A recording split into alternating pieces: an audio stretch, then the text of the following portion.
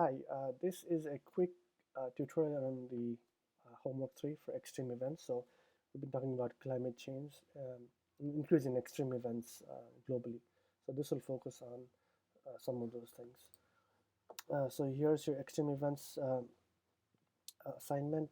Each one of you have been assigned a state. So just look at the file that shows the particular state that you have been assigned.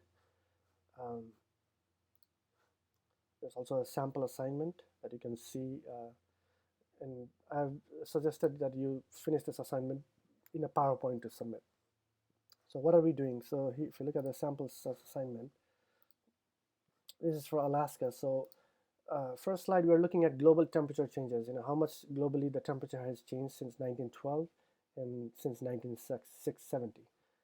And you can also put a global temperature graph here, and there's several links I've provided online through NASA. You could probably look at some of those data here as well, the global temperature. Um, and then you'll do that for your own state. So if you're given Alaska here, for instance, you're looking at the temperature change, let's say for um, the summer, the winter, and the annual temperature change for Alaska. I'm not sure if you'll be able to find the summer, but if you can find, that's great. I've given some links here, state annual temperatures.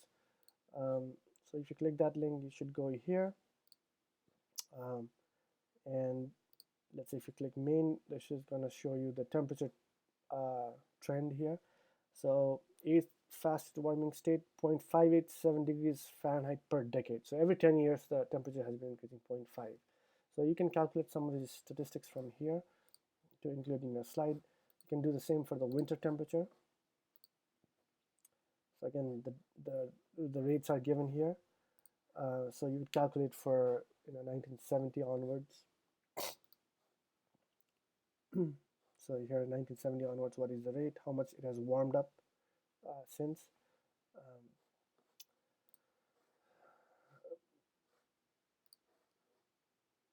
and then the slide after that, we'll talk about how put the global temperature change in perspective with what's happening at your state.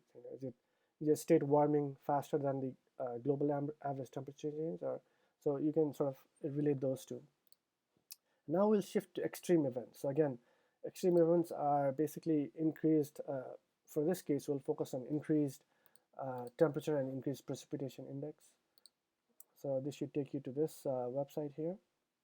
So let's say I'm given the state of Maine, and I know it's in northeast region of the United States. I'm going to focus on annual changes. So I'm going to focus, let's say, on extreme maximum temperature change. And if I plot it, it's going to show this graph here. I can save this graph as a PNG image and put it on my PowerPoint. So basically, what it's showing is that the last 15-20 years, we see this from the average, we see that there's more extremes here, which means that we probably have more higher temperature extremes for this particular state. You can say do the same thing for, let's say, precipitation.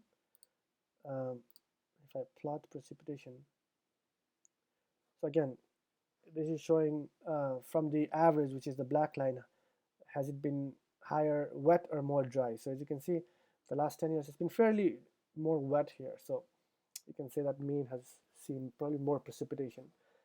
So those are the only two temperature and precipitation I'm looking at, but if you want to feel free to put other index here as well.